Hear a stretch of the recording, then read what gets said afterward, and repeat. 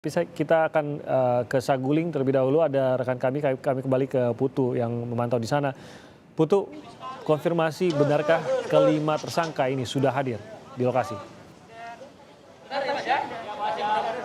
Ya, selamat pagi Timothy dan juga saudara. Berbicara soal jumlah tersangka yang sudah hadir di lokasi di Saguling ini, kalau mengikuti bagaimana kemudian pernyataan dari Kadif Humas Mabes Polri bahwa memang seharusnya kendaraan terakhir yang juga dikawal oleh LPSK ini membawa 3 orang tersangka, yakni Barada Eliezer, Richard Eliezer, kemudian ada Kuat Ma'ruf dan juga ada Bribka Riki Rizal. Saat ini juga sejumlah kendaraan yang tadinya membawa tersangka ini juga sudah nampak meninggalkan lokasi, dan kami juga masih menanti apakah kemudian dengan tibanya seluruh unsur yang akan ikut dalam rekonstruksi ini, artinya proses rekonstruksi akan dimulai dalam waktu dekat.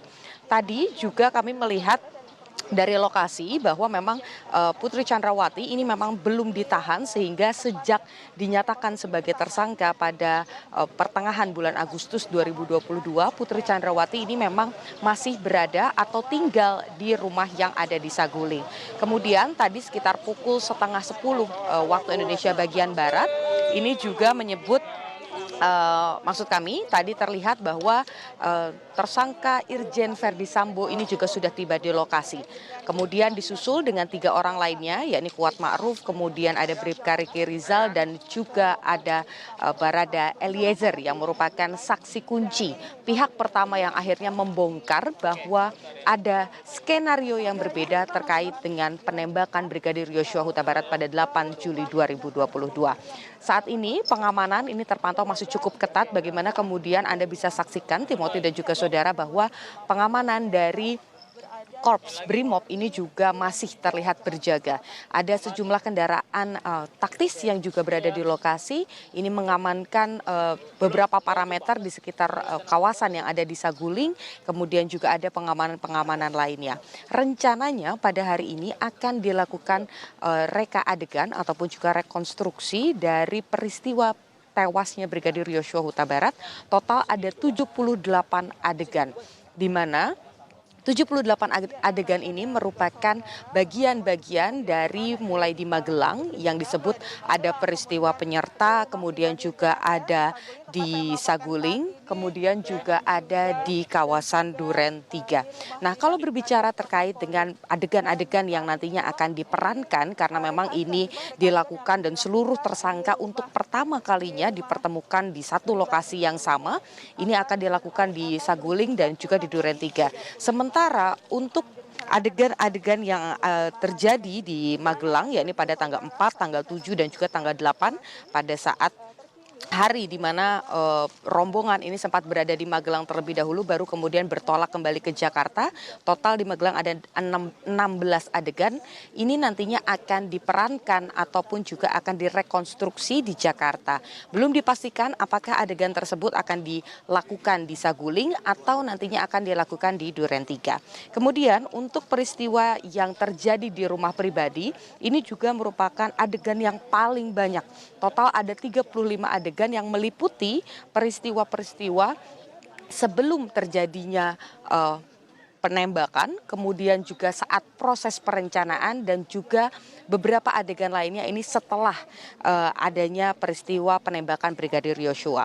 Terakhir di Duren 3 ada 27 adegan, ini merupakan mencoba merekonstruksi, melihat, membaca apa yang terjadi pada tanggal 8 Juli 2022 dan apa saja upaya-upaya obstruction of justice yang dilakukan sejumlah pihak untuk kemudian menutupi apa ataupun juga fakta yang sebetulnya terjadi pada 8 Juli 2022.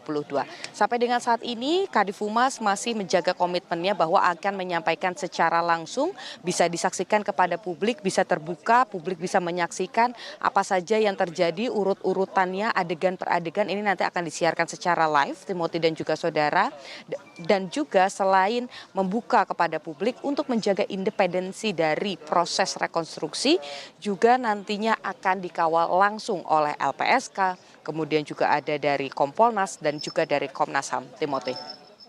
Baik, terima kasih Putu melaporkan dari Saguling. Nanti kami akan kembali lagi ke Putu. Kita saat ini memantau langsung di dalam rumah kediaman pribadi Verdi Sambo. Gambar ini kami dapatkan dari pihak kepolisian.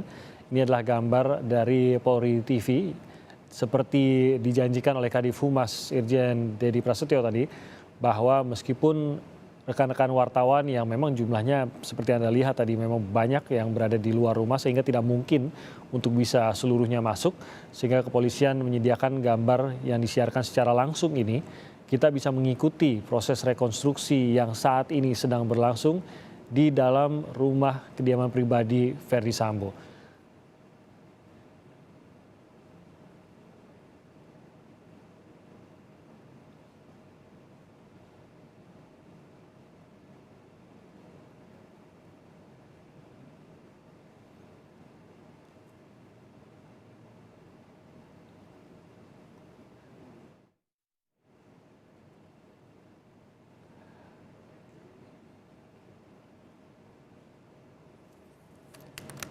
Ya, kita masih mengikuti bagaimana gambar dari dalam rumah kediaman pribadi Verdi Sambo. Ini merupakan rumah di Jalan Saguling.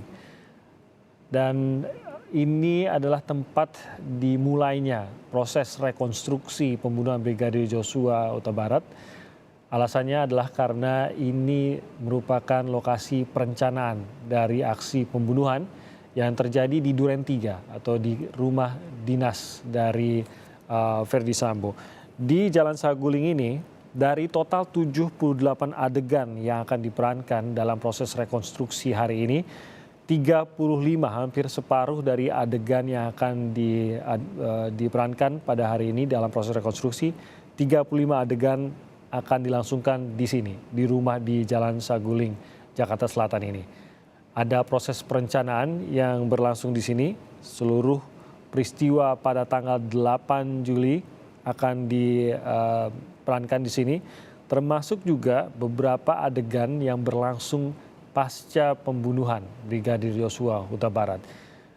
Ada beberapa aksi juga yang dilakukan setelah pembunuhan berlangsung yang kita ketahui ada dugaan menjanjikan sejumlah uang kepada pihak-pihak yang ikut serta dalam proses pembunuhan dan lain-lain yang dijanjikan oleh Verdi Sambo untuk mencoba menutupi peristiwa yang terjadi terhadap Brigadir Joshua pasca pembunuhan Brigadir Joshua Huta Barat. Sehingga kalau dari keterangan Dedi Prasetyo tadi tampaknya ini adegan-adegan, 35 adegan yang akan diperankan, direkonstruksikan di rumah Saguling ini, termasuk sebelum pembunuhan, yaitu perencanaan pembunuhan, dan setelah pembunuhan berlangsung di Duren 3. Saat ini proses rekonstruksi ini diikuti oleh seluruh tersangka, kelima tersangka hadir di sini. Ibu Putri Chandrawati sendiri seperti keterangan dari Niputu Trisnanda tadi, karena belum ditahan, karena kondisi Ibu Putri belum memungkinkan dikatakan untuk ditahan, sehingga memang masih mendiami rumah di Jalan Saguling ini. Sehingga Ibu Putri sendiri sudah hadir memang di sini karena masih menempati rumah tersebut. Irjen Verdi Sambo juga dikatakan sudah hadir. Dan rombongan terakhir adalah rombongan Barada Richard Eliezer, Bribka Riki Rizal, dan juga Kuat Maruf. Itu adalah rombongan terakhir dari tersangka yang dihadirkan untuk mengikuti proses rekonstruksi pada hari ini. 35 adegan tersebut mungkin memang tidak bisa kita ikuti secara langsung maupun secara detail bagaimana perjalanannya, namun kita bisa memantau bahwa proses rekonstruksi ini berlangsung saat ini dan terlihat memang dari penyidik, dari tim sus kepolisian ini sudah tampaknya paling tidak memulai persiapan sebelum menghadirkan para tersangka untuk menciptakan adegan yang sudah diberikan keterangan oleh mereka masing-masing tentang bagaimana sebenarnya kronologi kejadian perencanaan maupun pembunuhan dari Brigadir Joshua Huta Barat. 35 adegan akan diperankan di sini. Sementara ada 27 adegan terkait dengan pembunuhan yang akan direkonstruksi di rumah dinas dari Irjen Verdi Sambo di kawasan Duren 3, Jakarta Selatan. Tentu saja peristiwa yang berlangsung di rumah dinas di Duren 3 ini menjadi sangat penting karena ini adalah lokasi tempat kejadian perkara pembunuhan dari Brigadir Yosua Huta Barat di rumah dinas Verdi Sambo di Duren 3. Sementara tadi juga dikatakan oleh Irjen Dedi Prasetyo bahwa ada satu lagi lokasi yang akan dilakukan rekonstruksi adegan, yaitu peristiwa yang terjadi di Magelang. Namun rekonstruksinya sendiri tidak akan dilakukan di Magelang, tapi akan dilakukan sesuai dengan keterangan mengenai peristiwa yang terjadi di Magelang. Namun adegannya akan direkonstruksi di Jakarta. Namun ini belum diketahui di mana lokasinya. Saya sekaligus kembali ke pakar hukum yang sudah hadir di sini, Kang Asep Iwan Iriawan. Kang Asep, ini kita sambil mengikuti rekonstruksi yang saat ini berlangsung di Saguling saat ini untuk memulai proses rekonstruksinya. Tapi yang menarik tadi adalah bahwa salah satu lokasi yaitu peristiwa yang terjadi di Magelang ini tidak akan direkonstruksi di Magelang. Ini apa mungkin kelebihan kekurangannya, Kang Asep? Apakah memang ini bisa dilangsungkan lokasi yang berbeda dengan lokasi sebenarnya terjadi, ataukah karena bukan TKP pembunuhan sehingga ini bisa dilakukan di Jakarta dan tidak harus di Magelang, Kang Asep? Ya, jadi kalau untuk di Magelang mungkin memenuhi versinya atau dalilnya dari FS. Kan harkat martabatnya diinjak ya, atau dihinakan atau direndahkan, apapun istilahnya, mungkin nyangkut harkat martabat atau urusan orang dewasa. Itu hanya di Magelang untuk mengejar motif. Mungkin kejadiannya di Magelang itu ada kejadian sesuatu, atau kalau boleh kutip waktu dengar pendapat di DPR, ya di situ mungkin ada bopong-membopong atau angkat-mengangkat dari kursi ke tempat tidur. Hanya itu, tapi itu nggak terlalu penting sekali lagi. Jadi tidak terlalu, menurut saya hanya itu mungkin nanti untuk kelebihannya ya mungkin begini, bagi FS disitulah dia harus melakukan perbuatan di Saguling yang 27 adegan akan dilakukan kan, supaya ada pembenaran bahwa kenapa dia melakukan pembunuhan, karena di Magelang itu ya ada kejadian harkat martabat kalau ikutin versi daripada FS gitu kan. Jadi sebenarnya yang di Magelang tidak terlalu penting cara hukum, itu hanya mengejar motif. Tapi yang penting tadi katakan benar Mas Timi, ya apa yang akan terjadi di rumah dinas ya, 27 adegan bagaimana pembunuhan itu dilakukan. Ya reka adegan tadi, yang penting posisi masing-masing 5 orang itu atau plus nanti asisten rumah tangga kalau ada, atau putra-putrinya kalau ada, sekali lagi ya selain 5 orang, itu yang menentukan 27 adegan yang dilakukan. Sekali lagi bahasa hukumnya, bagaimana ya menghilangkan nyawa itu dilakukan oleh 5 orang ini ya. Peran masing-masing. Jadi kalau yang dari rumah dinas, rumah pribadi kan itu hanya pulang pergi, nanti kan membuktikan ada PCR, tes PCR, ada pulang, ada pergi, FS ke mobil balik lagi, itu hanya bukti mendukung aja gitu kan. Nah, tapi yang lebih penting adalah 27 adegan reka ulang atau reka adegan yang akan dilakukan di rumah dinas, bagaimana J dihilangkan nyawanya, itu yang sangat menentukan justru.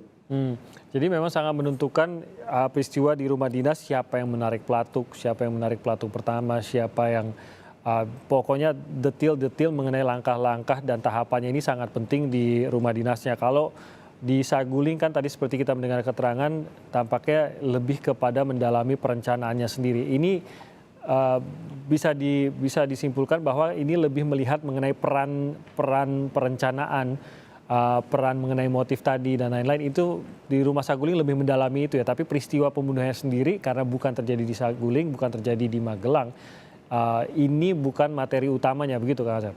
Betul sekali, Tin. Jadi kan pidana itu sekarang disangkakannya 340. Nah 340 itu dilakukan di mana? Kan bukan di Magelang, bukan di Saguling, tapi di rumah dinas kan, ya. Waktu antara Magelang, Saguling itu hanya faktor pendukung lah. Bahasa hukumnya tidak terlalu penting, tidak terlalu menentukan, bukan faktor dominan, resesif sebenarnya. Tapi ketika di Saguling, di rumah dinas itu, apa yang sebenarnya terjadi? Ini menentukannya di mana? Jadi sebenarnya J ini siapa yang memulai menembak? Ya, apakah perintah ke E itu yang pertama atau berikutnya? Itu sangat menentukan. Ini menentukan bagi E nanti loh, ya. Nah, kalau misalkan ada yang mendahului, entah itu RR, entah itu KM, atau mungkin FS sendiri. Kan kalau kita ikutin berita, ikut penjelasan, E ini datang dalam keadaan J sudah bersimbah darah, lutut. Nah di situ, nah apakah itu telah, ini yang penting nanti. Apakah telah meninggal atau masih hidup? Telah ditembak. Siapa yang tembak? Ya, apakah RS, apa RR, atau KM, ya, atau ada pihak lain. Tapi kalau seperti kelima ini kita hanya di 3 ini kan, ya. Nah, peran ini ya justru yang akan menentukan titiknya, karena nanti siapa yang menghilangkan nyawa pertama ini, ya. Nah, ini yang sangat penting sekali, karena nanti karena ini bagi penting, ya. Dia guru itu apakah dia yang memulai atau yang melanjutkan gitu kan. Begitu pula yang membantu. Kalau itu tersangka pertama dulu ya, pasal 555. Apakah peran di sini? Justru jangan-jangan juga RR yang udah diperintah duluan oleh FS. Nah, kita kan maka 27 reka adegan ulang ini sangat menentukan secara hukum nanti. Kalau ini sampai ada ketelingsut ya sedikit aja fatal ya. Maka kita menentukan 27 tadi ya. Tadi dimulai siapa yang mulai, siapa yang melanjutkan, siapa yang membantu. Nah, bagi ini ya, apa dia memulai? Tapi kan kalau identitas pertama sudah ada bersibah darah di bawah, kan sudah tertelungkup. Apakah itu posisinya sudah? Nah, tinggal tadi yang Mas Demi katakan, mereka sesuai atau tidak ya? Apakah mengatakan telah meninggal sehingga yang melanjutkan, atau masih hidup sehingga yang melanjutkan? Jadi peran yang 3 orang terutama ya, RR, KM sama ini dari situ yang waktu ya sangat menentukan, dan peran mereka apa yang dilakukan adegan mereka masing-masing itu yang akan menentukan tadi hukumnya. Nah, PC, apakah PC ketika itu dia melihat ya, apa juga mungkin membantu. Kalau sekarang kan dakwaannya dia membantu juga kan, ya ikut serta atau apapun. Nah, ini yang karena belum jelas, karena selama ini kan pemeriksaan PC belum nampak ke permukaan kan. Nah, nanti kita lihat di adegan 27 adegan yang akan dilakukan di rumah dinas itu yang lebih penting mah 27 kok. Nah, kita tahu bahwa apa yang diupayakan oleh Ferdy Sambo, terutama pada saat pasca kejadian dan baru berlangsung kejadian tersebut, skenario, Kang Asep, ada sebuah skenario yang coba ditanamkan oleh Ferdy Sambo kepada sejumlah tersangka di sini. Ada juga tawaran-tawaran yang kita dengar sudah ditawarkan oleh Ferdy Sambo begitu kejadian ini berlangsung, begitu pembunuhan sudah terjadi, baik itu berupa uang maupun pengamanan SP3 dan lain-lain begitu. Nah, apakah proses rekonstruksi ini yang akan bisa mementahkan skenario yang diciptakan dibandingkan dengan kejadian yang sebenar-benarnya? Mengingat mungkin saja beberapa tersangka ini akan berpegang pada sebuah skenario yang sudah diatur